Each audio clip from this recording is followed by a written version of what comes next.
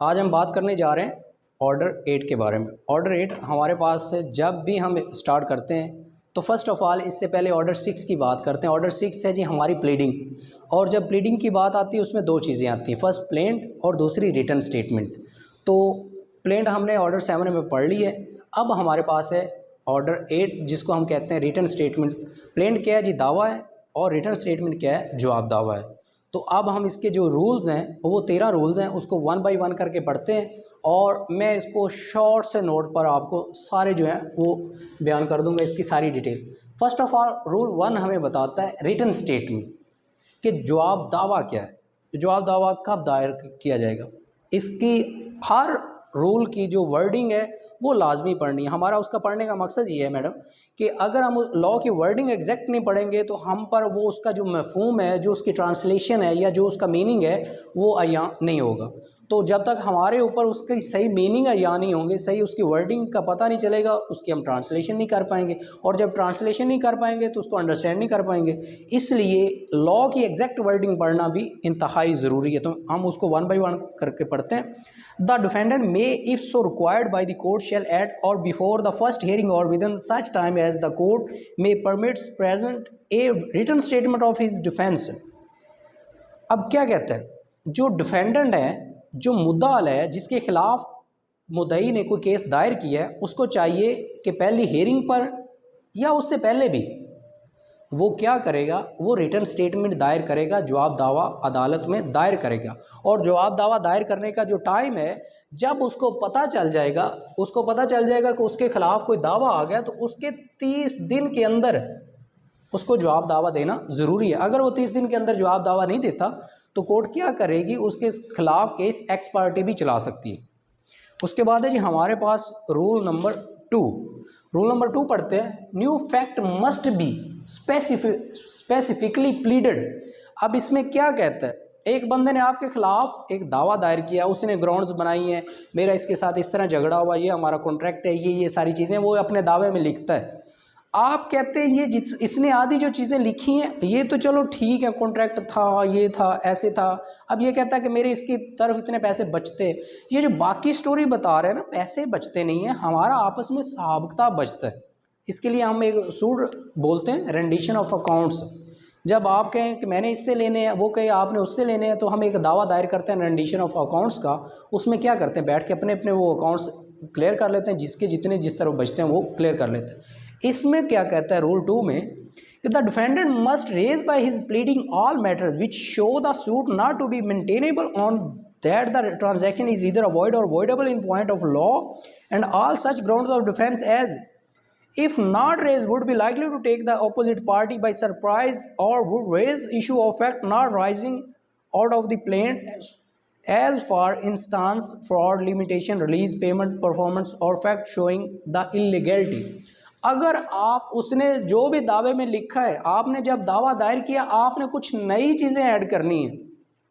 आप कहते हैं इसका दावा फ्रॉड पर है, इसका दावा अकॉर्डिंग टू लिमिटेशन नहीं है, इसका दावा जो है इस सारे झूठ पर मबनी है, तो आपने जो भी नई ग्राउंड लेनी है उसको हमारा रूल 2 कहता है new fact must be specifically pleaded, यानी उसको वाजे तौर पर आपने सेपरेट ग्राउंड बना के लिखना है कि ये आपका न्यू इंस्टांस है, ताकि आप लॉ के कोर्ट के सामने उस चीज़ को रख सके। उसके बाद है जी हमारे पास rule number 3, denial to be specific. आपके पास एक दावा आया, वो दावे में सारी चीज़ें लिखता है जी, 1 2 3 करके बुलेट्स बनाता है, पॉइंट्स बनाता है, पैराग्राफ में वो जो चीज़ें भी लिखते हैं, आप उससे अगर डिनाई करते हैं तो आपने उसका स्पेसिफिक डिनाई करना है। ये नहीं कहना कि जी मैं इन चीज़ों को नहीं मानता, लॉ ऐसी बात को कंसीडर नहीं करता। लॉ ये कहता है जिस चीज़ से आपने डिनाई करना है उसको रिटर्न बताना है कि मैं इस चीज़ को इस वजह से डिनाई करता हूँ, स्पेसिफिकली डिनाई करना है। इसकी वर्डिंग पढ़ लेते हैं थोड़ी सी। It shall not be sufficient for a defendant in his written statement to deny generally the grounds alleged by the plaintiff। अब लॉ क्या कहता है जी, प्लेंटिव ने जो जनरली ग्राउंड्स बताई हैं आप उसको जनरली डिनाई कर रहे हैं, जी मैं नहीं मानता, तो लॉ उसको नहीं मानेगा। लॉ क्या कहता है, it shall not be sufficient, ये काफ़ी नहीं है कि आप जनरली तौर पर उसको डिनाई कर दें। लॉ ये कहता है कि आपने जिस चीज़ से डिनाई करना है उसको क्या करना है, स्पेसिफिकली मेंशन करना है। उसके बाद है हमारे पास रूल नंबर 4, एवेसिव डिनाइल। एवेसिव डिनाइल का मतलब क्या है जी, ये भी जनरली डिनाई करने में आता है कि आप गोल मटोल सा इनकार कर दें, जी नहीं मैं नहीं मानता, नहीं, लॉ इस चीज़ से प्रोहिबिशन करता है, प्रोहिबिट करता है कि आपने जिस चीज़ से भी डिनाई करना है एवेसिवली नहीं करना, जी मैं नहीं मानता, ये क्या बात हुई। लॉ कहता है भाई तू क्यों नहीं मानता, उसकी वजह बता। इसकी वर्डिंग पढ़ते हैं, where a defendant denies an allegation of fact in the plaint he must not so evasively but answer the point of substance, यानी जिस पॉइंट से आपने इनकार करना है उसकी रीज़न लिखनी है। एवेसिवली आप डिनाई नहीं कर सकते जी मैं इसको नहीं मानता, ऐसे कैसे नहीं मानते, उसने एलिगेशन लगाया, आप उसका प्रॉपर जवाब दो कि आप क्यों नहीं इसको लॉ को मानते। उसके बाद जी हमारे पास रूल नंबर 5 स्पेसिफिक डिनाइल। ये पहले जितने बुलेट्स हैं ना ये एक दूसरे से मिलते जुलते हैं, बातें आपस में रिपीट हो रही हैं लेकिन हर चीज़ की सेंस थोड़ी सी डिफरेंट हो जाती है। Every allegation of fact in the plaint it not denied specifically or by necessary implication or stated to be not admitted in the pleading of the defendant shall be taken to be admitted except as against person under disability. अब ये क्या कहते हैं, specific denial, for example 1 2 3 4, आप इस पैरे का भी जवाब दे देते हैं, इस पैरे का भी जवाब दे देते हैं, बाकी 2 पैरों का जवाब नहीं देते। आप जनरली तौर पे क्या देते हैं, जिन पैरों का आप जवाब नहीं देंगे लॉ ये कहेगा कि आप उन चीज़ों को एडमिट कर चुके हैं। जिन चीज़ों को आप स्पेसिफिकली डिनाई नहीं करते, लॉ इनका आपने जवाब दिया ना दोनों का, लॉ कहता है जी इन चीज़ों पर इसको एतराज़ है। इन चीज़ों का आप 3 पैरों, तीसरे और चौथे पैरे का आपने जवाब नहीं दिया, लॉ ये कहेगा कि ये इससे डिनाई नहीं कर रहा। इट मीन्स जिस चीज़ से आप लॉ में या किसी केस में डिनाई नहीं करेंगे, जिस चीज़ पर आप खामोश रहेंगे, लॉ ये कंसीडर करता है कि आप उसको एडमिट कर चुके हैं। उसके बाद है जी हमारे पास rule 6 particulars of set off to be given in written statement,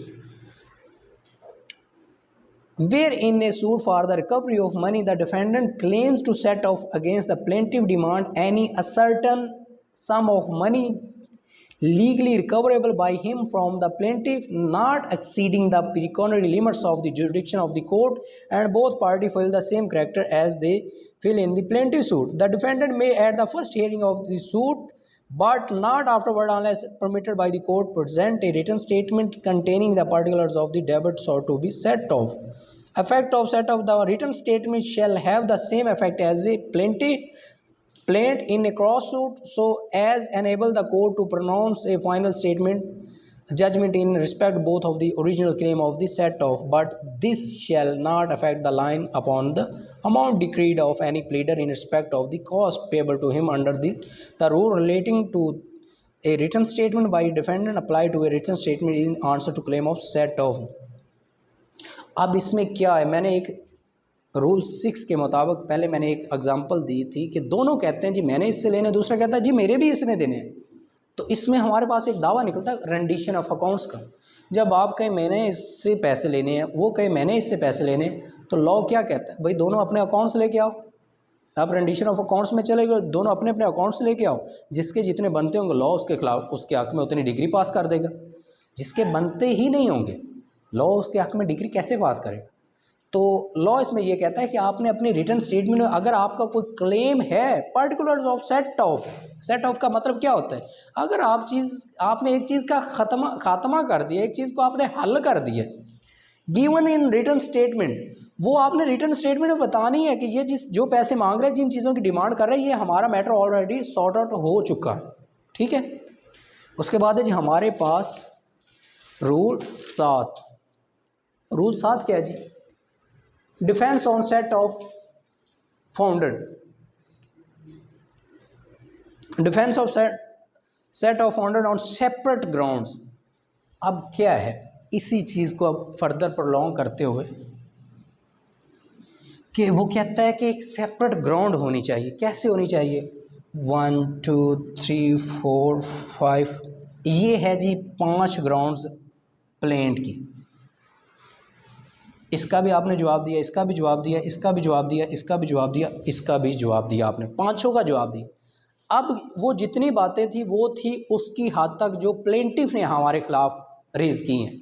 अब इसमें चीज़ क्या थी, कुछ चीज़ें वो मिसिंग कर गया था जिन जिन हक़ाइक़ को डिफेंडेंट खूब जानता है कि ये चीज़ें तो इसने बताई ही नहीं है कॉन्ट्रैक्ट के बारे में। आप कहते हैं कि ये सेपरेट ग्राउंड बनती है जो मेरे हक़ में है, मेरे डिफेंस में, वो बनेगी ग्राउंड नंबर 6। लॉ ये कहता है defence on set of on separate grounds.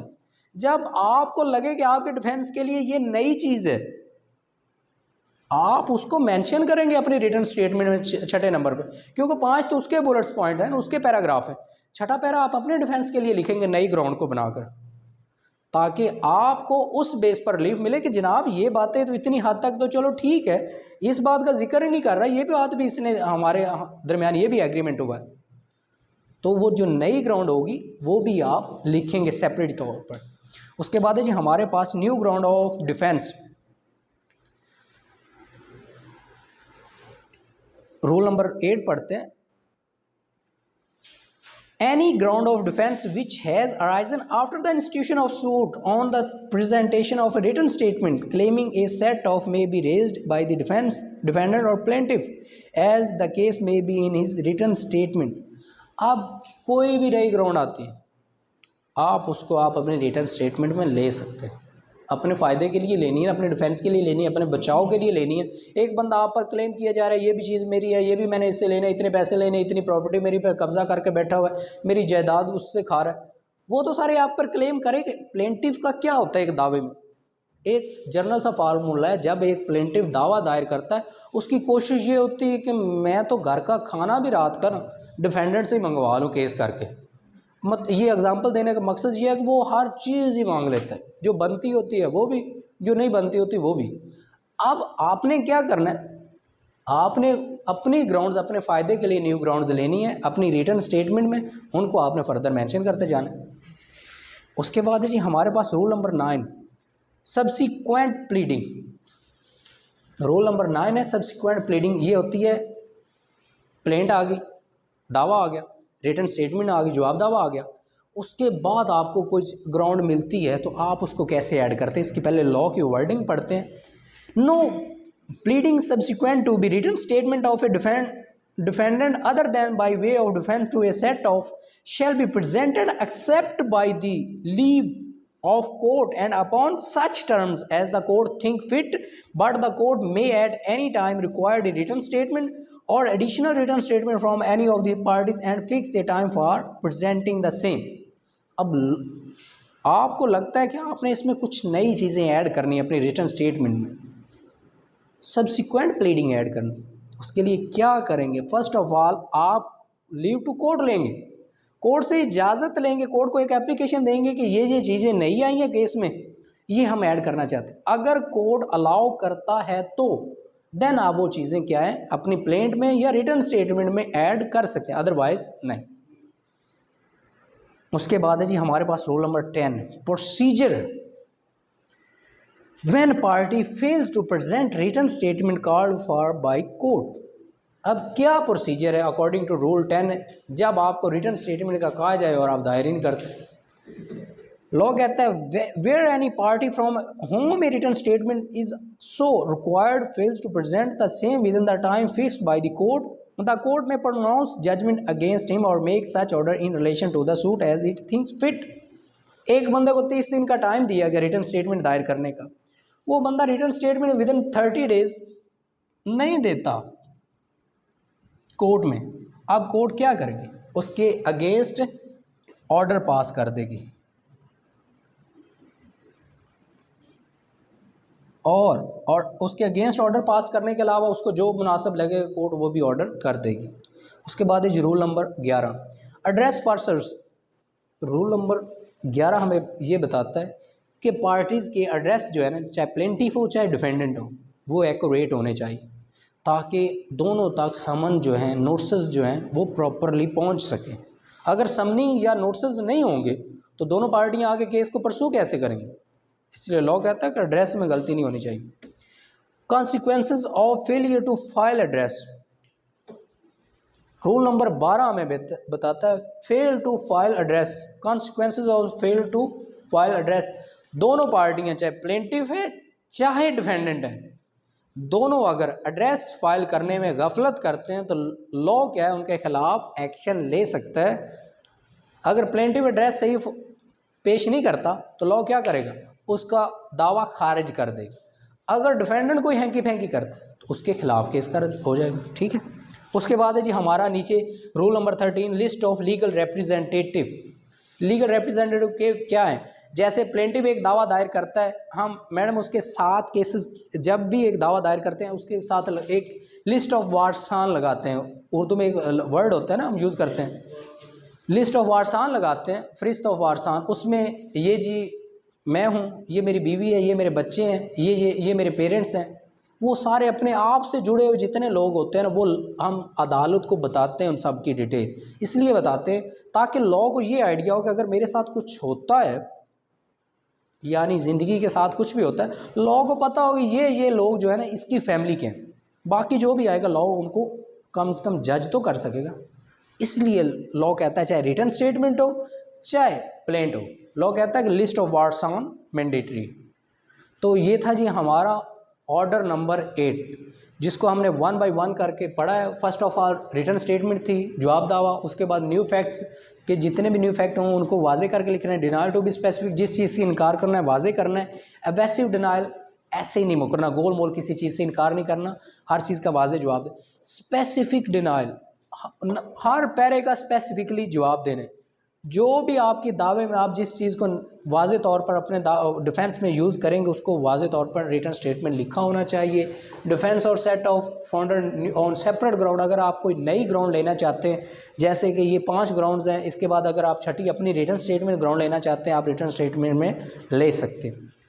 New ground of defence, आप अपने डिफेंस के लिए एक नई ग्राउंड भी ले सकते हैं। उसके बाद है जी सब्सिक्वेंट प्लीडिंग, अगर आपने नई कोई चीज़ अपनी रिटन स्टेटमेंट ऐड करनी, प्लेंट भी आ गई, रिटन स्टेटमेंट भी आ गई, उसके बाद कोई चीज़, कोई डॉक्यूमेंट, कोई चीज़ ऐड करनी है या कोई दावे में चेंजेस करनी है या जवाब दावे में चेंजेस करने हैं, उसके लिए कोर्ट से इजाज़त लेना होगी।